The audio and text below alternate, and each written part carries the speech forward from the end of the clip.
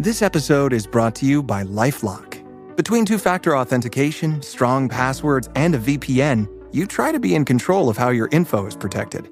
But many other places also have it, and they might not be as careful.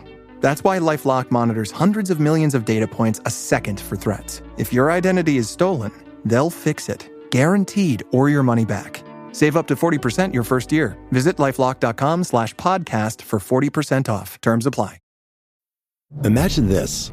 The best pasta sauce you have ever tasted sits abandoned on a plate. Wasted sauce. That is a tragedy.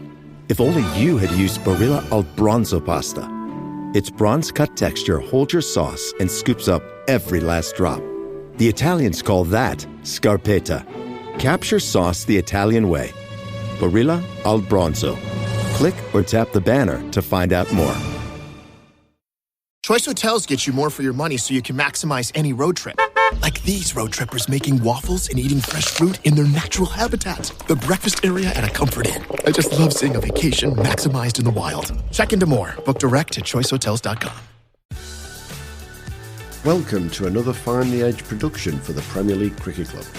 Connecting players and coaches, clubs and leagues, volunteers and supporters alike, you're in the right place for the best of the 33 ECB Premier Leagues and the 20 NCCA counties, bringing you the stories, the stats and the standout performances that make this game great. Don't forget to hit the subscribe button to both our Premier League and NCCA shows so you don't miss any episodes. Now, shall we get stuck in?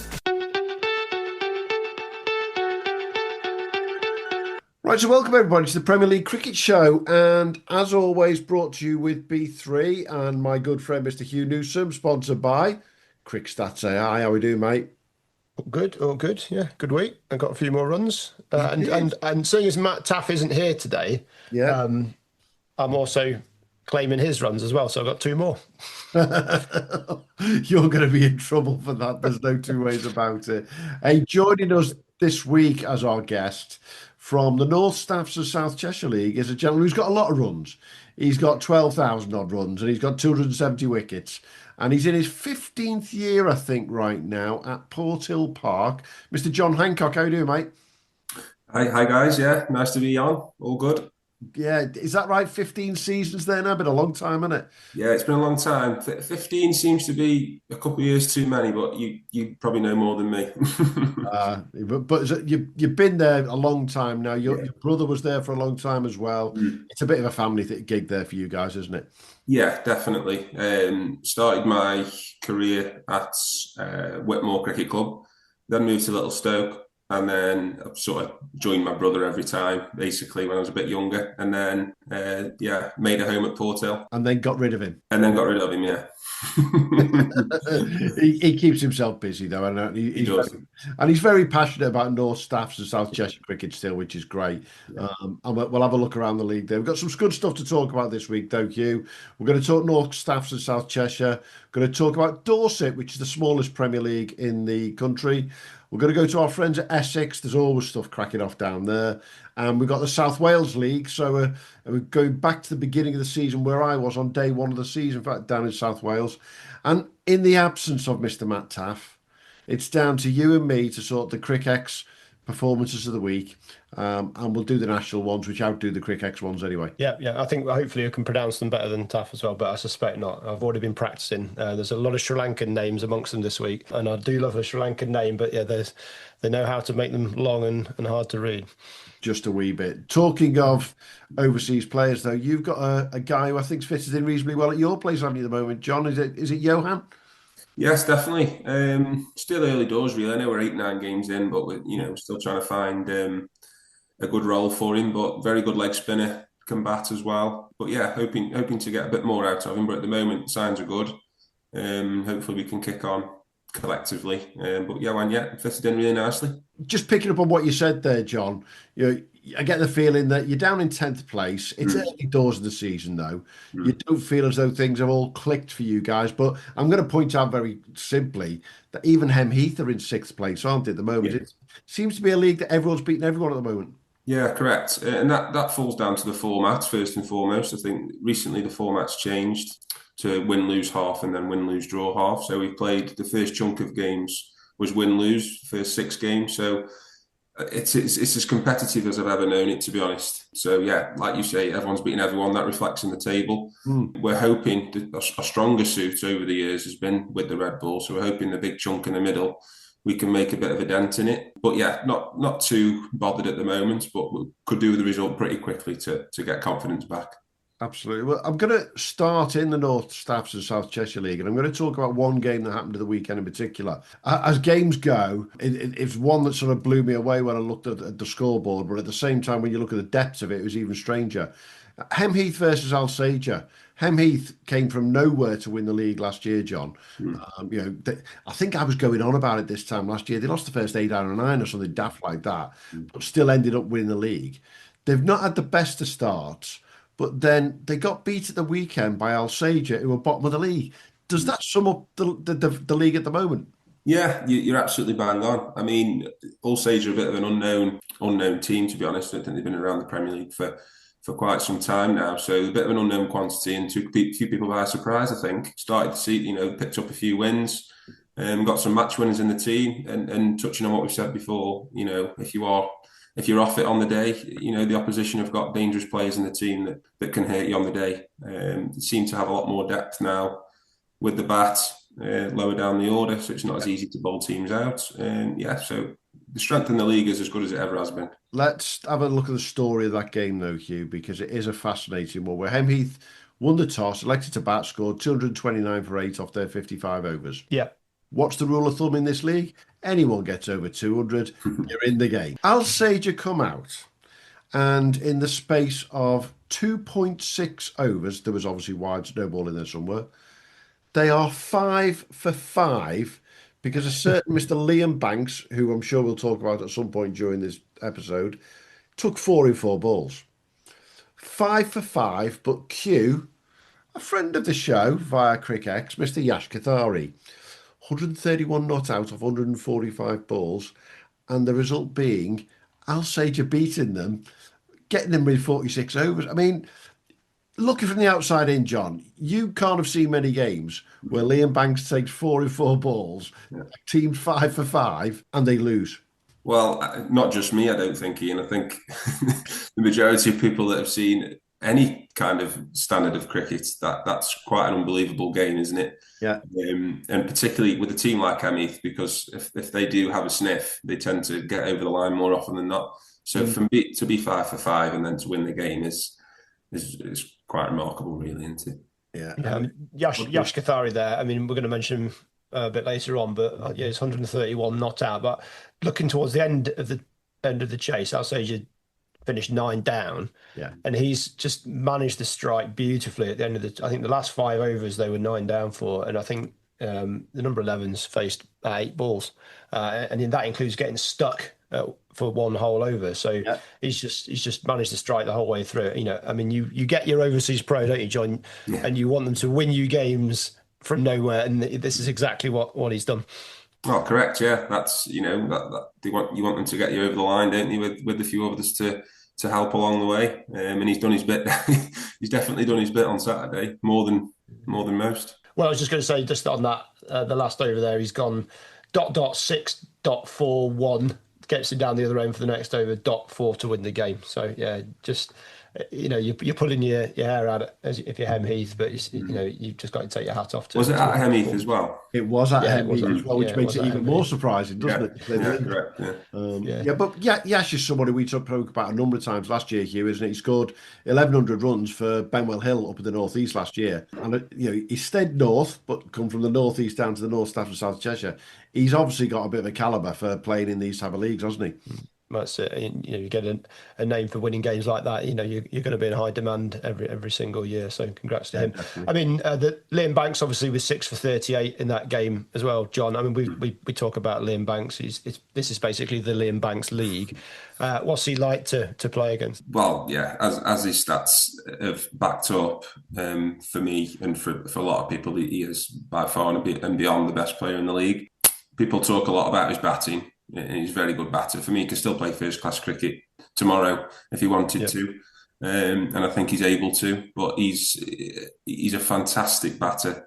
and very much so more than handy with the ball. He's arguably more dangerous sometimes with the ball, particularly with the red ball. But as an all-round package, you're not finding anyone better, really. No. In UK club cricket, I don't think. No. He's just the man. So every week we're looking at Liam Banks doing this, doing that, and the all-rounders table. I've got my all-rounder stats, and he's always right up there amongst the best all-rounders in the country. Just from top, the North Staff's South Cheshire League. So the Audley Leek game was another really good game. Leek batting first, posted 184 for 9. Amiz Mahmood 55 off 117 balls. Sam Slater with 35 backing him up. Rory Corden and Rory Hayden both with 5 and 4 wickets respectively for Leek. And then Audley nearly got there. 179 all out. Just falling just 6 short. So Rory Hayden, I think, just got 2 wickets right at the end to win the game for them. So a couple of really good games at the top. The rest of the league, not quite so tight. JG Meakin 276 for 7 in their 52 overs. They bowled out Bagnall Norton for 90. Jalek Khan 67. Ashore 60 for JG Meakin. And Oliver Tucker 5 for 24. Not a huge amount from Bagnall Norton. Longton, Newcastle and Hartshill. Longton batting first, bowled out for 151. Newcastle and Hartshill got it 2 down. Mohammed Kamer Khan 59 off 67. Gomindu Kanishka 43 off 57 as well. And Rohan Valbahaney 33 from 25 with the bat in there. And Sachinda Pereira 7 for 31, one of the top performances of the week for Newcastle and Hartshill. Yeah. And then the Porthill Park game, John, didn't go quite so well for you, did it? Marshall and Alton put up 301 batting first, but you got the draw. Ajay Hancock there, top scoring for Porthill Park, 56 off 97 balls. And Samuel Kelsall, 142 not out for Marshall and Alton. Great effort from him. Sam Atkinson, 4 for 30.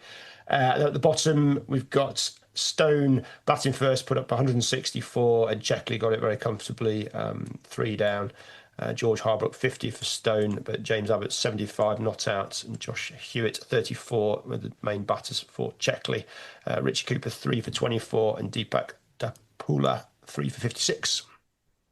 It was one of those weeks where if I was to look at the scores without the team names against them, I'd never guessed it was the North Staffs and South Cheshire League, to say the least. 300. Yeah. I can't remember the last 300 I saw in your league. Yeah, it was pretty flat, to be honest. Well, not pretty flat. I think, like I've alluded to earlier, we're just there's a few bowling combinations and things that just aren't quite working.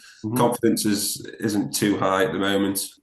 And things just aren't going forwards with the ball in the field. But the wicket did play well. Yeah. And Sam batted really well, as he can do. And then obviously in the second innings, we were 0 for 2 at one point. And the first over, I think Atkinson got 2 in the first over. And then Lewis got out pretty soon after. So I think we were 10 for 3, 11 for 3. Yeah. So it was a real, to come out to get max batting points and not lose from that position was arguably a decent step in the right direction for us. Yeah, definitely. Just looking across the league at the moment, the team has been, I use the word surprise, but a pleasant surprise for me in particular. Newcastle and Hartshill coming up from the division below, they're doing pretty nicely, aren't they?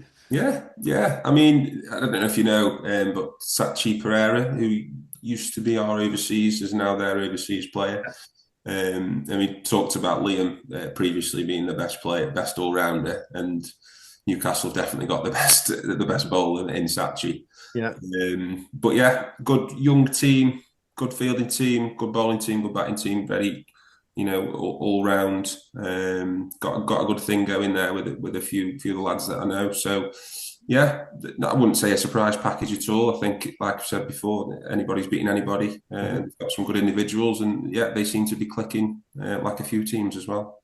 Yeah, but Rohan Valbahaney's is at Denson College. He's only 18. He's allowed to picked out for the last year or two. He's come into their first team, done pretty well. He did well last year.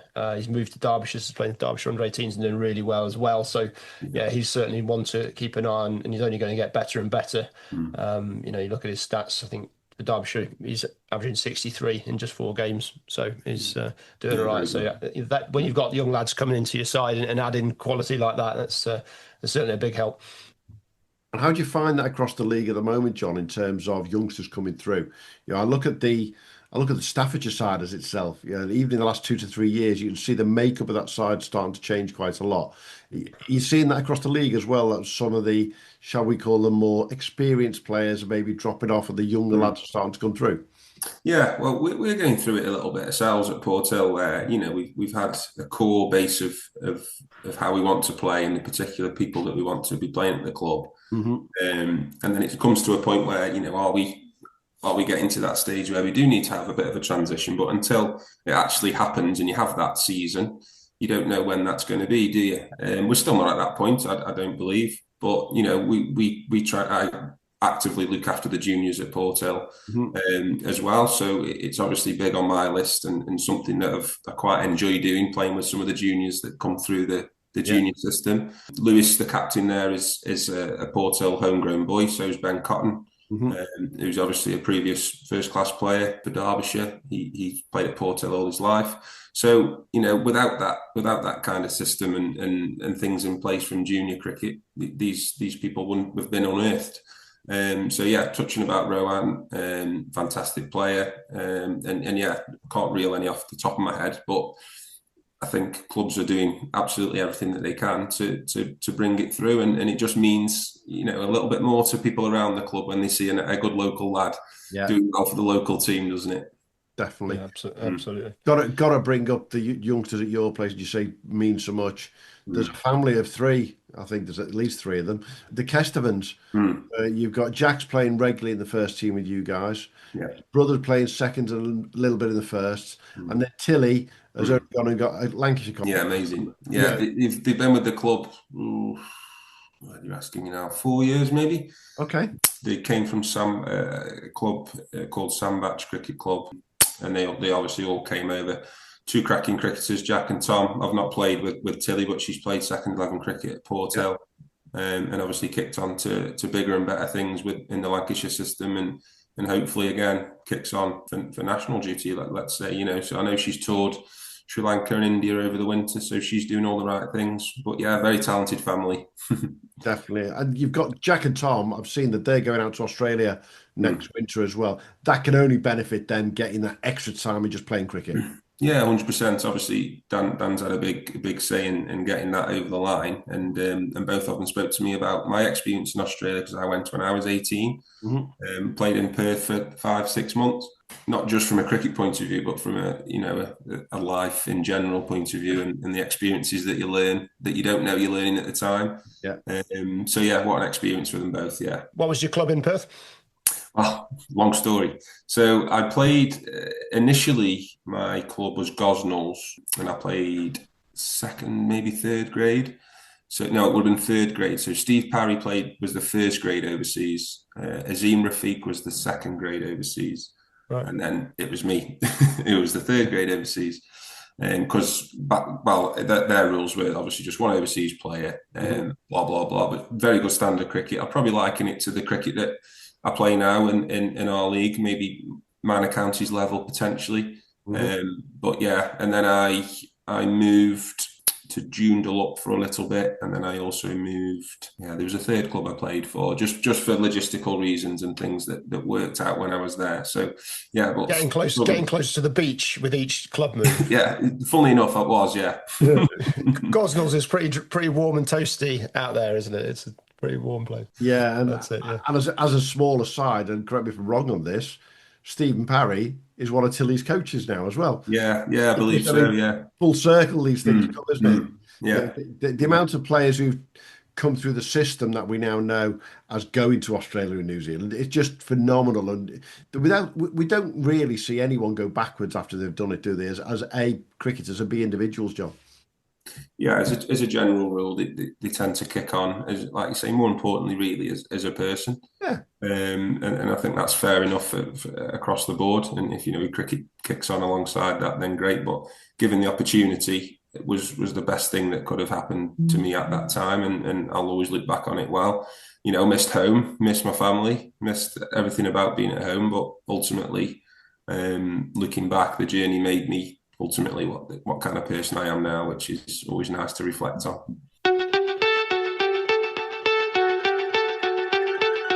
Let's move a little bit round the country and look at one of the other leagues that we're going to talk about. I'm going to go down to the South Coast and talk about the Dorset Premier League. But more importantly than that, I've got to say congratulations to Luke Webb, the Dorset skipper, and the boys at Dorset who won the National Trophy semi-final against Berkshire at the weekend. And in 3 weeks' time, July the 13th, they'll be playing in the 50-over trophy final against Shropshire. And it will be not far from ourselves, guys. It'll be at Chester Hall. Beautiful ground, quite a high scoring ground generally. So if we get the weather on July the 13th, anyone who's interested, just look at our socials and you'll see how to get tickets for that. To come to Chester Hall. Big great cricket between Dorset and Shropshire, and there's some fabulous players amongst those two sides. So good luck to those boys there, and we'll do a special on that between now and then. But let's have a look at the Dorset League, which they only have 6 teams in that top division, Hugh, and obviously just 3 games going on there, isn't there, mate? Yeah, it'd be nice if they can expand it out a bit. I don't know what the logistics are like. It's not a league we know particularly well. But yeah, it'd be nice if they can add a bit of depth. It's a new league last year, wasn't it? Yeah. Last year. So if we can expand it a bit and give us a bit more to talk about, I suppose, and then that's the selfish reason. But yeah, 3 games, all a little bit lopsided. Sherborne put 2-7-1 all out batting first. Poole Town didn't quite get there, but they were fair way short. We finished with a draw, I believe. Let me just make sure I'm talking rubbish. Yep. Yeah. Badrul Alam 51, Dan Jackson 32 for Poole, and then Ralph D 66, Jamie Hatch 42, Paul Hancock 4 for 32 for Sherborne. Wimborne, Bear Regis. Wimborne batting first, 256 for 8. Bear Regis made a good fist of it, weren't able to get the job done. They finished 30 odd short, also with a draw. Bridgham with 64, Watkins 49, Goodhue 86 off 90 balls for Bear Regis was top scorer for them.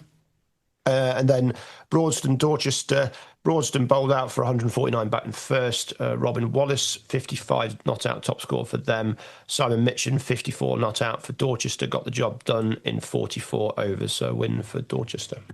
That's the 3 games. Yeah, second in their league. Bear Regis are top of the league there, going into the next round of games. There's only 5 games gone down the season, so it's very early doors there. But similar to yourselves there, John, they're in that win-lose-draw phase at the moment. How much of a difference does that make in your league, those different formats, do you believe? Well, firstly, 55 overs is a hell of a long time. You notice the difference from 45 to 55, as daft as it sounds, you really do. And they've obviously, there's a restriction on the amount of overs that people can bowl as well, whereas in the past it's been both, one bowls from one end, one bowls from another. You might bowl a third one, but now you in each format you're looking for 4 or 5 bowlers, and I think it does make a difference. I think the Red Bull obviously does slightly more, first up, but it also comes off the bat quite nicely as well. So it's really, it evens out across the season. I believe the best team ends up where the best team should. It's quite simple, isn't it? Really. There's obviously 2 different formats, but the difference between, some might say that we're a better Red Bull team. I think it's just a bit of a myth, to be honest. And then some people might say Hemith are a better pink ball team, or whatever it might be. I think ultimately you've got to bat well, field on, and bowl well, no matter what you're doing. So, yeah. Can't disagree with that in the slightest. And it's one of those questions that we always like to pose about the makeup of your squad. And I'm sure there are clubs out there who try to make sure they've got a Red Bull squad or a pink ball squad or a white. And when I in my last year as captain, I ummed and ahed about doing something like that because it was a new thing that came into the league. Yeah. But again, I went against it because, like I just said, the formats and the rules within the formats, you'd have to find 4 or 5 bowlers anyway. Yeah. So then, you potentially got a bit of a middle order, whether you pick an extra batter or you pick an extra bowler, depending on who you're playing against. But in general, you've got the same 12, 13 lads that you're choosing from, regardless. What I'm not going to go on about this week, Hugh, is formats and points. I'm going to ask a different question about the formats. Do you find there's availability differences for the limited overs versus the win, lose, draw sometimes? Because we all know that people have their favourite. No, I don't think so. I think we're obviously coming up to the 6 weeks holiday period. Yeah. And so I think that's where we'll find, obviously, most, like myself, I'm going away this weekend to Anglesey. I've, recently got a newborn boy who's now 7 months. So arguably, my priority is obviously always going to be Porthill, but things do change throughout your life. I'm 33 now, so just want to try and enjoy my cricket as much as I can, not put there's too much pressure on myself. But I don't think that gets looked into too much. I think you're probably looking at that 6 week window where availability will be up and down for every club across the country, won't it? Let's be honest. Maybe what we've struggled with, and again, other clubs will probably struggle with, is the Sunday availability. I think a lot of people who are sort of my age, 35, getting towards maybe the back end of the career. We've got a player, Craig Barker, who's seems to be been around forever. He's 40 odd, still bowls his seam, so he just doesn't play on a Sunday and hasn't done for a few years, just to prolong a little bit of time on a Saturday and then spend some family time on a Sunday, which you really can't argue with. So I think that's more the way that people are going. But I do know that other clubs sort of prioritise Sunday cricket, potentially the Nationals. You look at Nantwich, Didsbury, people like this who turn out the same team Saturday and arguably a stronger team on a Sunday in some cases. So it's each club's priority, each club's decision, really, isn't it, to what happened. I do think some clubs must put contraceptives in the beer to keep that Sunday side together, because it's, as you say, you are not getting away with, when you've got a 7-month-old, you are not getting away with cricket on Saturday and Sunday unless, divorce pending.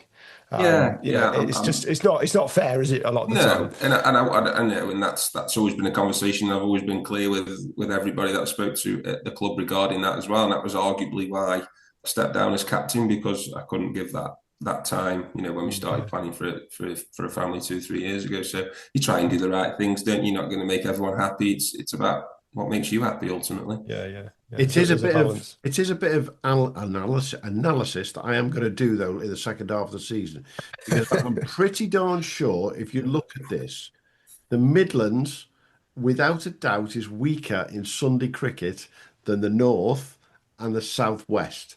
And I'm pretty darn sure if I look at the numbers, you'll see players in the Northwest, the Liverpool and District, the Lancashire, the Greater Manchester League, they're playing 30, 35 games a year. And then we'll come to the Midlands and we're lucky to see anyone play 25. And it's that Sunday that makes all that. So there's something gone awry, in my opinion. So are you linking this to Midland specific birth rates? Is that what it's all about? No, I'm not going as far as contraceptives in the beer, but there's something going on in the way leagues must be set up or the way they develop cultures. There's something different. So on a Sunday we play a Talbot Cup. And we haven't got Staffordshire Cup anymore, so it's Talbot Cup, and we've also entered the National over the last 4 or 5 years maybe. But our T20 competition is now on a Friday night, so we play.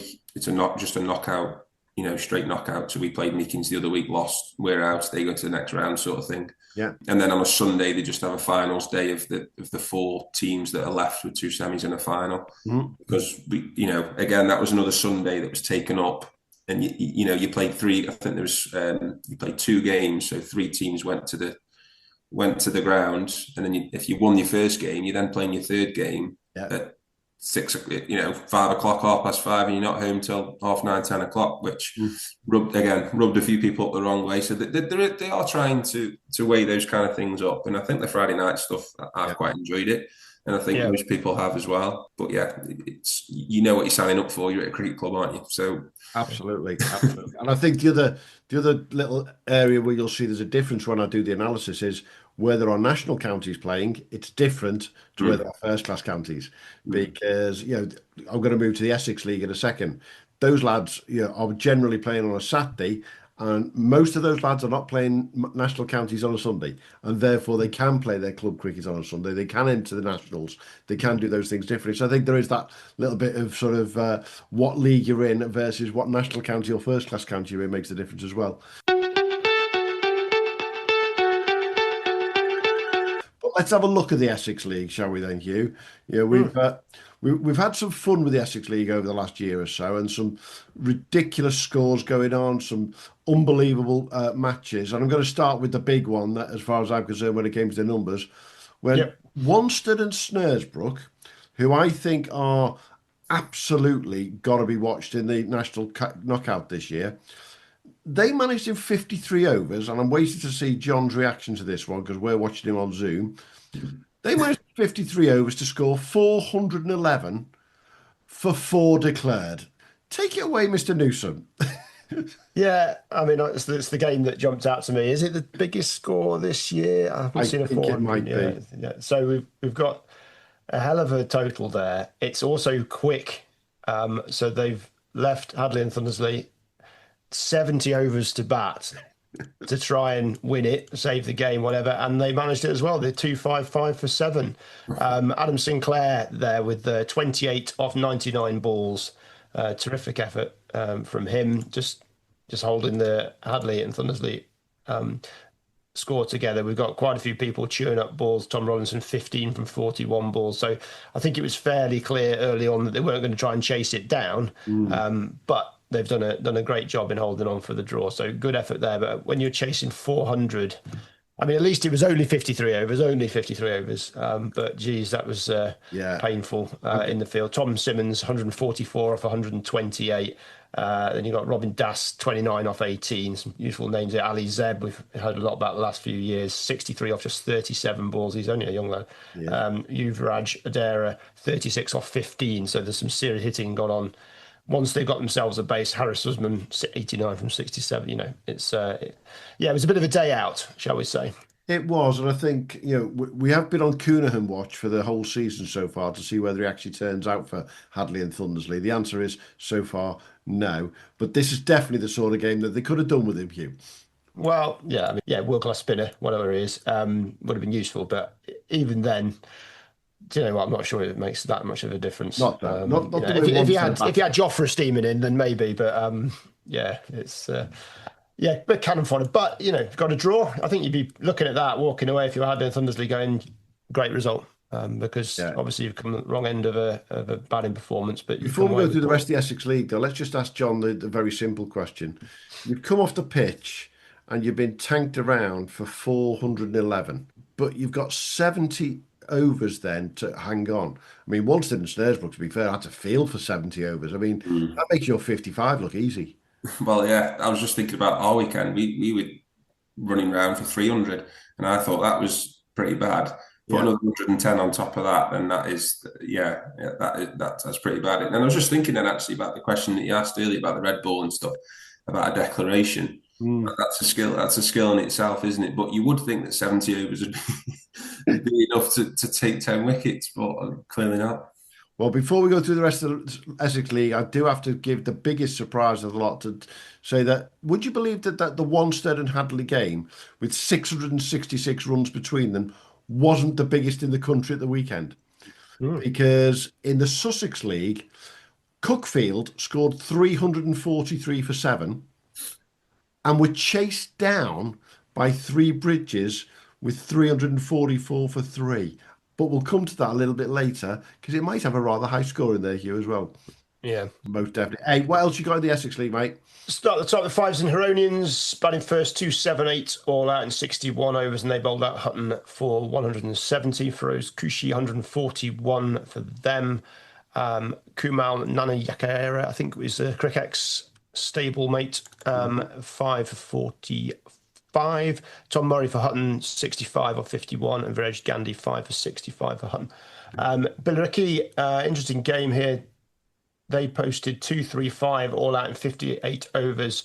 Very, very nearly knocked off last year's champions Chelmsford, but they got it 9 down in 61 overs. Brad Green, really big performance from him. Keeper bat 93 not out was the key to them because he didn't have a huge amount of support for Chelmsford.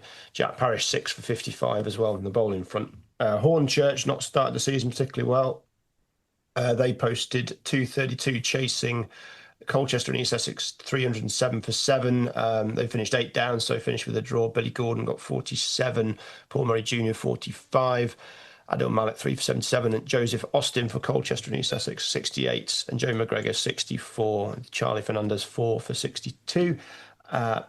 We talked about the Hadley and Wanstead game, and then Buckhurst Hill, Brentwood batting first, 255 for 9. Buckhurst Hill finished 9 down, got away with a draw in 58 overs. So Navidam Devedi, start that again. Navidam Devedi, 41 off 82.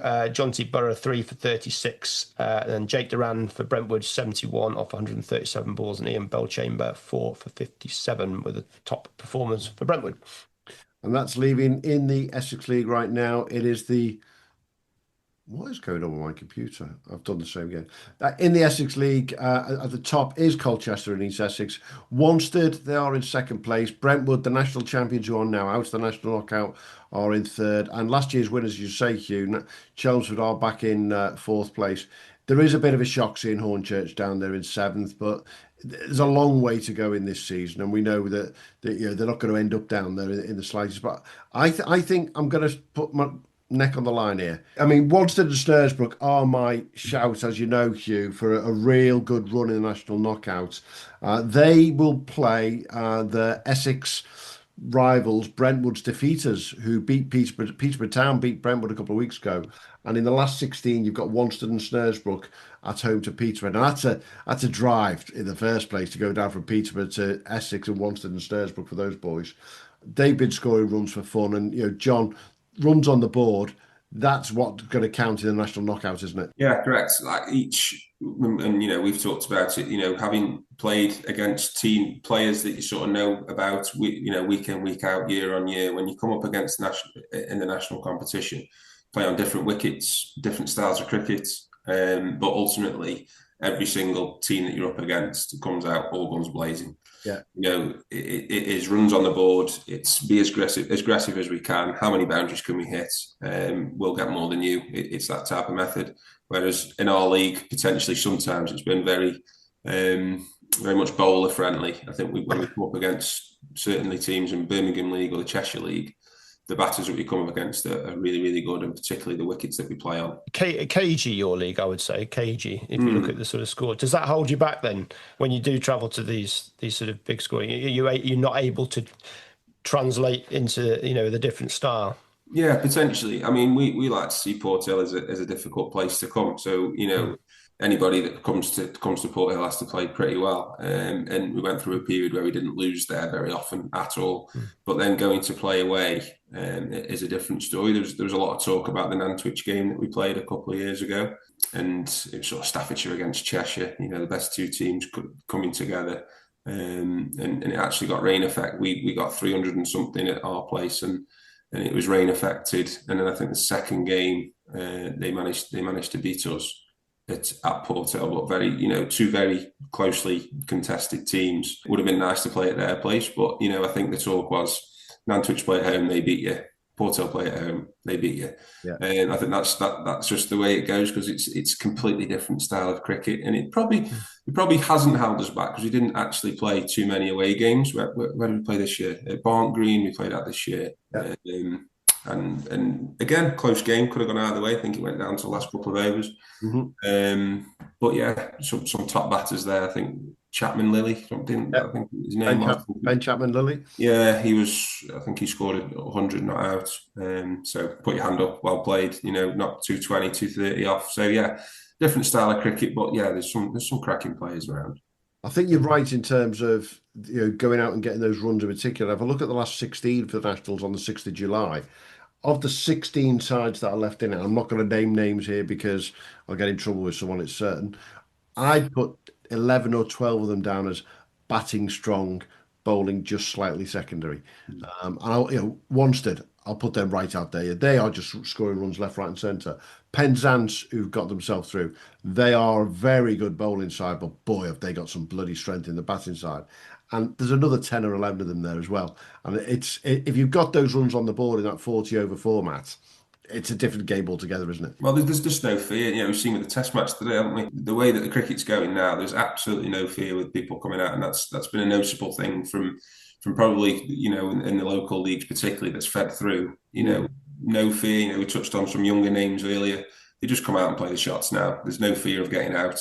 And there's no respect for certain people who have been around for a long time. They're walking at them, hitting over their head, they're scooping them, they're doing all sorts. So yeah, it's cricket's definitely changing and going into a different direction now, which is exciting. What was a little bit sad, I mean, I was at the Test match when the Bazball beat New Zealand at Trent Bridge the fifth day, and it was this incredible chase. And what was a little bit sad today was actually it was almost routine, wasn't it?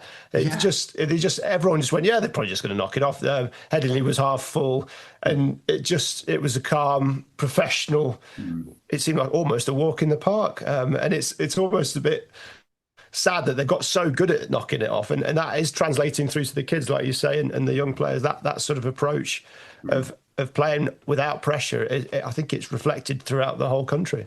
Yeah, it's strike rates now. That's all they talk about. It's what's my strike rate? How many hitting off 100 balls? Whatever it might be. What's my power play score?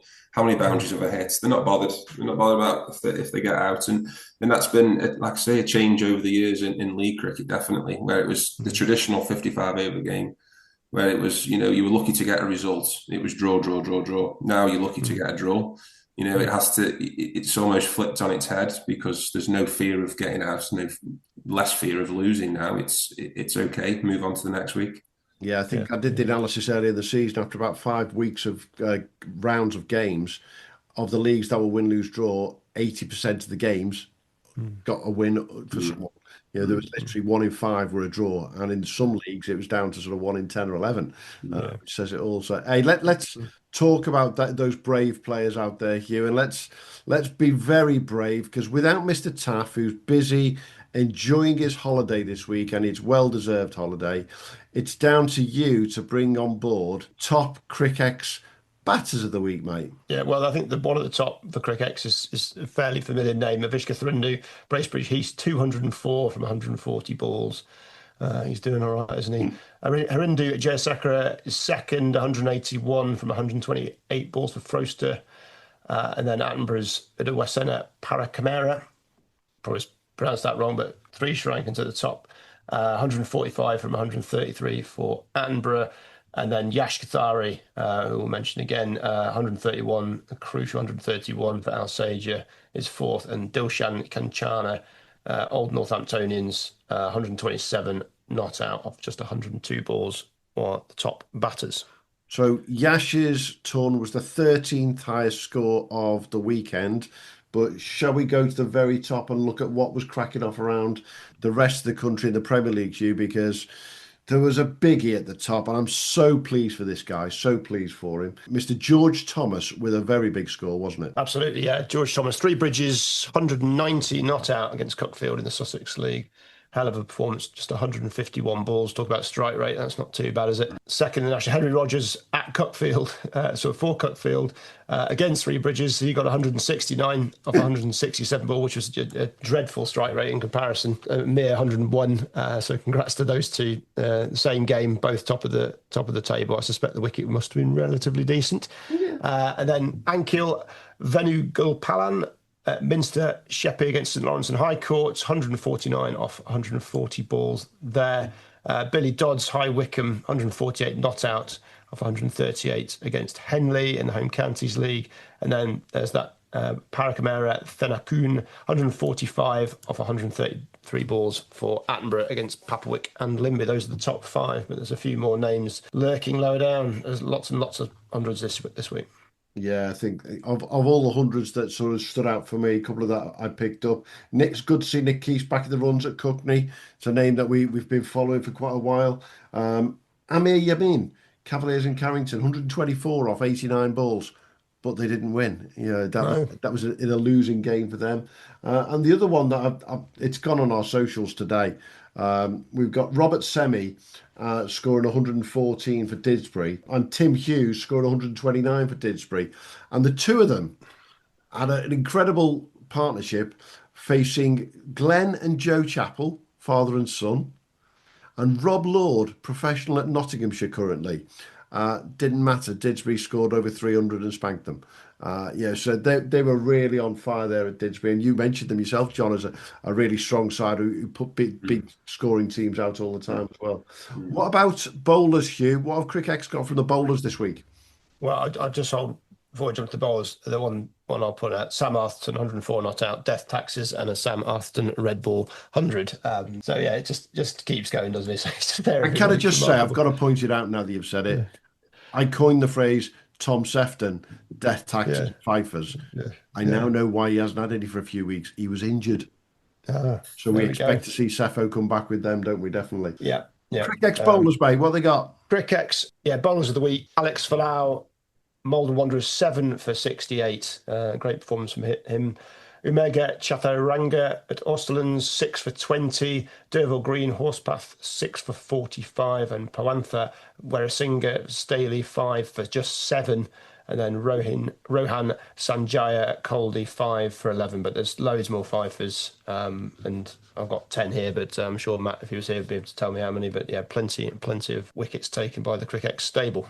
Well, there were 73 fifers in the country, which outdid the number of tons around the country. But we have not only had a ninefer at the national numbers, it is the single best bowling of the year so far in the Premier Leagues.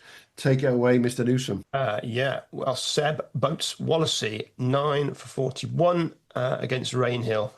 Really decent performance from him. Strike rate of 7.2, bowling average 4.56, so economy 3.78. Useful numbers, just 10.5 overs there. Mm-hmm. Congratulations to him. We'll see that towards the top of the table, right up through the season, see how we go. But unless somebody gets a 10 for it, it's going to be tough to knock that off. Absolutely. Jack Hughes at Townville, 7 for 28 against Baildon.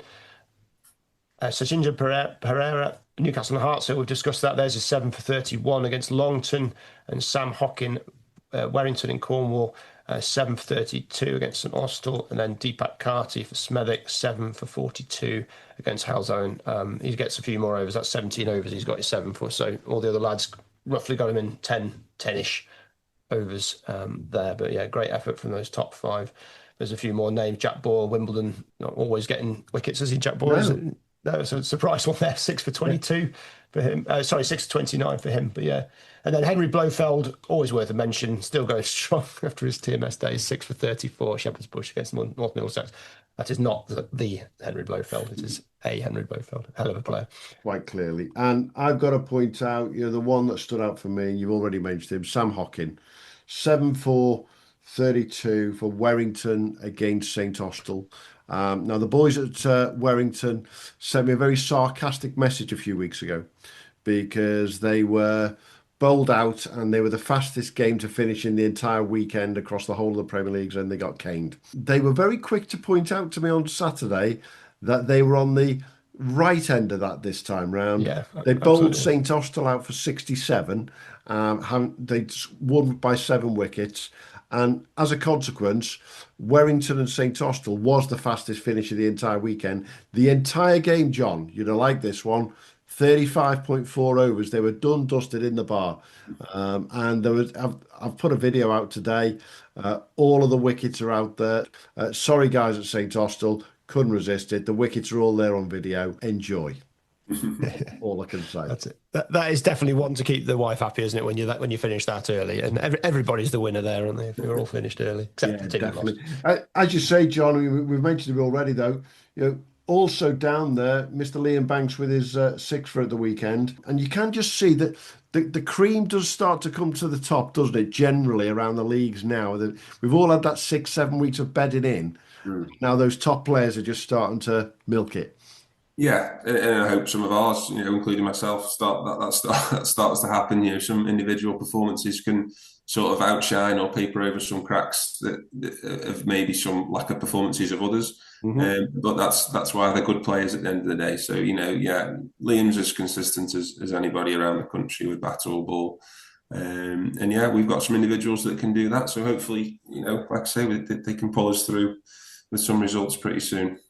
Well, interestingly enough, in your league, you have got 3 of the top 10 batters in the Premier League right now. Tom Steele, Matt Coxon and yourself.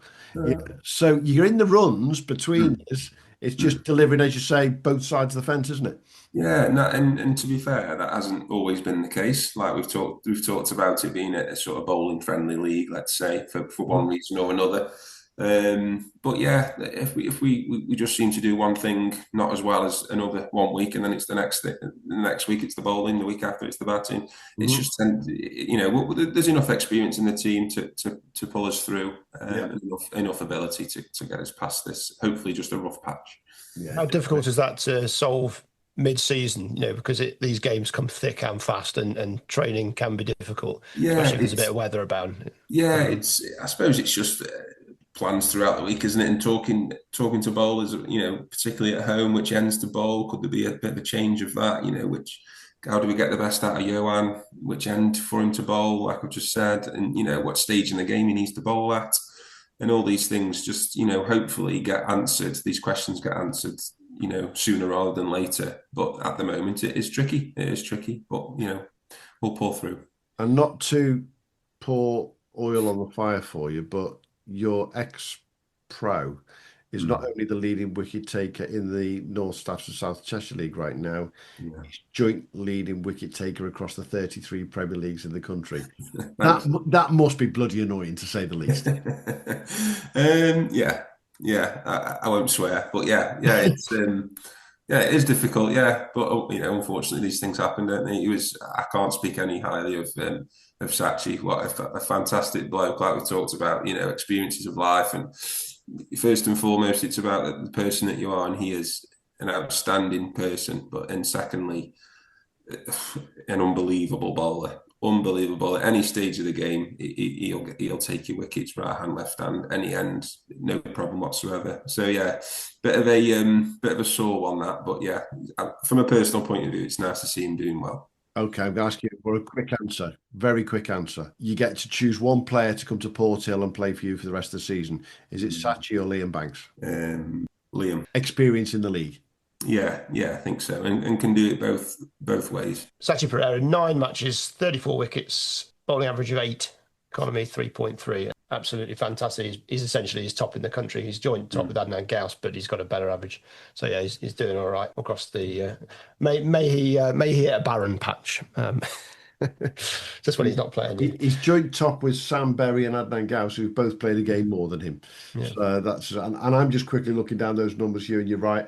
Top 50, I can't see anyone with a bowling average less than that. But hey, it's still early in the season. Someone might get after him. Your boys are going to get after him, sure, when you get to play against him, John, aren't you, with that shadow? Hopefully. Yeah, it's he got me out actually the first game. I managed to get off to a decent start, because you want to get off to a decent start because you don't want to face Sachi when you're not on very many. You want to have a good chance of getting some runs against him. But he always manages to find a way. But quality. Which is what the top players do.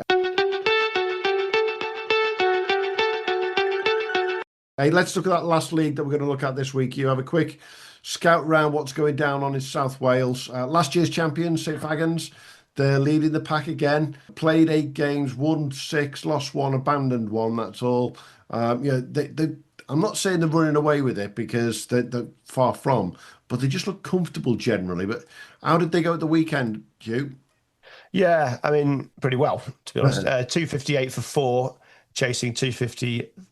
Now, there's quite a bit of rain about in South Wales. There's a bit of DLS shenanigans, which always messes things up. They had a revised target of 255 for what it was worth. They got the job done pretty comfortably. Actually, was that 45 overs they need to get it? No, they had 47. So, they got it pretty comfortably in the end. Usk had Will Smell 79 off 82 balls, and Matt Williams 3 for 46. But St Fagans batting, Stephen Reingold 100 off 107. You got Rodri Lewis there 53, and Sion Nichols 41 off 37. And then Rodri's got some wickets as well. So it's a real sort of star-studded lineup. St Fagans have got. They're really able to have a lot of quality. Got the job done again. Ammanford Abergavenny was an interesting game. Abergavenny 201 for 7 in 38 overs. This one, I think, was rain affected as well. Ammanford had a target 207 in 38, and they got it 9 down. So just got there. Joseph Davis for Ammanford 62 or 51, and Rodri Davis 30 not outs saw them home. Ed Byron for Abergavenny, 116 off 105. Sam Clark, 3 for 34. But Ed Byron didn't have a lot of help, so he kind of did it on his own there. Top effort from him. And then Bridgend, Swansea. Bridgend, 176 all outs in 44 overs, and Swansea, 98 all out in response. Not got particularly close there. Aaron Davis, 53 off 92 for Bridgend. Not a lot from Swansea. Newport, Pontydulus. Newport chased 134 after bowling Pontydulus out in 42 overs. They got it reasonably comfortably, 6 down in 26 overs. Campbell McMillan, 54 off 56. And Camille Shadabine, 4 for 33. C.L. Herring, 30, and Matt Fisher, 2 for 33 for Pontydulus. The Usks and Fagans games we mentioned, and Anastawi, Cardiff Anastawi, batting first, 302 for 7. Matt Blake, 81 off 87. Cardiff had a revised target of 285 off 45 overs and then just fell short. Sam White, 80, Sam Everson, 60, Zach Healy, 52. Really good effort from them. Weren't quite able to get there in one of these slightly chaotic, reduced DLS games. But yeah, good performance all round. Absolutely. One of the strange things about the whole weekend in South Wales, I was looking at the numbers myself this afternoon, not a single player with a fifer. Yeah, no. Which is very unusual. 2 tons from Ed Byram and Stephen Reingold, but not to have a single player with a fifer when there's weather around as well, even more unusual to say the least. Obviously, as I said already, St Fagans top of the league, but very unusually, look at the bottom of the league. You've got Cardiff and Swansea, who are regarded as 2 of the bigger clubs down there, and certainly Swansea particularly, quite a powerhouse down there, having a tough time with a lot of young players in the squad at the moment, and I'd be fingers crossed they get themselves out of that relegation pit. Well, they're quite adrift, aren't they, the pair of them already? They're a good chunk of drift. They've got those 2 adrift, then you've got a sort of mid-table section, and then quite close at the top. So yeah, it's going to be tough for Swansea and Cardiff to get themselves out of that. Obviously, Swansea going through a bit of a period of change, moving away from their home ground. So it's changes afoot in South Wales. Absolutely, without a shadow. Talking of change, as we come towards the end of the show, how many more years you fancying, Johnny? You're 32, 33, did you say? 33. I mean, doing the job that you do at the top of the order, you've got a good few years still. That experience in that league is still massive, isn't it? Yeah, definitely. Yeah, it's not even a thought at the moment to finish. I'm just as long as I'm getting runs and contributing and still enjoying it, then I'll just play for as long as I can. So yeah, there's no time on it just yet. Definitely, but the changes in the league itself. You've 15 years. You've seen players inverted commas come and go. Can you see already in your Porthill group, for example, that sort of 2 or 3 more who are going to come through from the 2s? They're going to replace certain people in the 1s. Yeah, that's the ideal. What will happen, but ultimately, if we don't feel that those people are strong enough, we'll have to go out and sort of recruit. That's ultimately how it is, because we will be a club that does want to compete. Yeah, and as though I don't have as much of a say as I want to anymore, because obviously I've stepped down. But ultimately, for as long as I'm there, for as long as I want to play at that club, we want to compete. If that's with homegrown players, absolutely brilliant. Mm-hmm. If it's not, then that's the direction we go. That's the direction we go. But as long as the club spends within the means and does everything possible to make that first team compete, I think all that happens then is it just feeds to the rest of the club. Mm-hmm. And the success on the field of that helps everybody around the club as well. In terms of the league itself this year, as I say, Hemheath mid-table, Newcastle and Hartshill possibly a little bit of a surprise to me, but as you've pointed out, Sachi's there. Where can you see that sort of top 2 or 3? Will it be the same top 2 or 3 at the end of the season, do you think? It's so difficult at the minute. Like you say, it hasn't really petered out into any kind of pattern at the moment. Leek have just pulled away, I think. Yeah, probably got a decent lead from second place. We haven't played Leek yet, but on the back of last year's performance, they're a seriously good team. Mm-hmm. Talked about young players, play for each other, good fielders, very well drilled. Rory Hayden, Alex Mallet, captains there. Rory's coming through. I think Rory's playing some second team cricket at Derby at the moment. And doing pretty well. how long he stays at League 4, not too sure, but he's doing really well. And Alex is also ex-first class player at Warwickshire and Derby, I think, as well. So yeah, they've got a good thing going, good young team. So they'll be in and around it definitely. As for the rest, it's a toss of the coin at the moment. I'd like to think we would be up there, but we've got to turn things around, like I say. But yeah, League another. It'll be top 2, I would have thought. Yeah, but it went to the last day of the season last year, didn't it? And League were involved. Checkley were almost involved, but I think they will be this year without a shadow. Yeah. We've got to fully expect Hemmead to get up to that. Correct. That top echelons, haven't we? Yeah, so they're the most obvious teams. Hemmead have won it in the last 2 years, so you obviously can't rule them out at any point. And again, the pedigree of our team, I suppose other people around the grounds won't rub us off. Sorry, as well. So yeah, like I say, we can't put a name on that trophy just yet, because I think even the last 4 or 5 years, as long as I can remember, it's gone down to the last 2-3 games, if not the last game. Us and Meekins for 3 or 4 years, it went down to that last game, and most of the time it was against each other. Yeah. So it's one of those leagues, unfortunately, but fortunately enough, we've played in enough close games, and we're hoping that the experience that you get through playing those games pulls you through. Absolutely. You've got Alsage at bottom at the moment, but they're only 2 wins behind third. It's very, very quickly turn around. Jacqueline League, a little bit of breathing room, but still not compared to the rest of the leagues around the country. It's very, very close. No one is cut adrift. No one is storming away with it. Yeah, and I think that's down to the point system that's in place, because you can still pick up a lot of bonus points even when you do lose in the win-lose stuff. So if you lose within 10 runs, 15 runs, you're still picking up quite a few points. As long as you're not getting really well beat, you won't get pulled away. And like I say, this block of 11 games with the Red Bull, you'll probably see a bit of a change of direction towards the back end of the season. And obviously, the fixture compilers and the exec at the North Staffs and South Cheshire League have obviously been looking around the league and decided we're going to make the last day of the season as exciting as possible. Because I just look at the fixtures to see that you're away at Leek on the last day of the season and Checkley are at home to Hemheath. So it's, let's make it a blockbuster no matter what we can do. That's what we wanted it. Yeah, correct. And that's what you play for, isn't it? Let's be honest. We've had so many, like I've just touched on, we've had so many last games against Hemheath where we've had to win to win the league, and then vice versa again with Meekins as well. So yeah, Meekins traditionally been our biggest rivals, and then Hemheath have come to the rear now over the last couple of years. Definitely. A great talking everything North Staffs and South Cheshire, John. It's a league that it's fair to say you and I, we know, but we don't know the depths of it. Yeah. And it's just on our bloody doorstep here. We really should know better, shouldn't we? Well, it's a bit scary over that side, heading west. It's a bit scary, and it scared me when Chris Travers said to us 18 months ago, anyone who gets over 200, they're in the game. We're like, what? What sort of league can this be? 200 again? But it's true, isn't it, John? It stands by still. Yeah, correct. Yeah, Chris, telling the truth.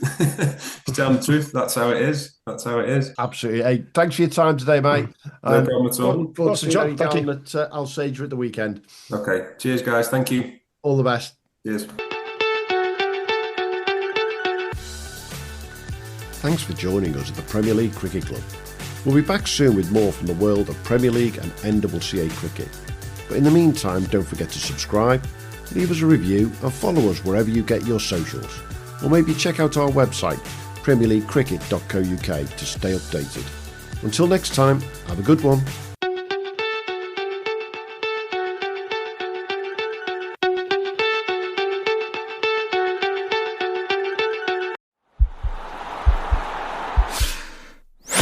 This podcast is part of the Sports Social Podcast Network.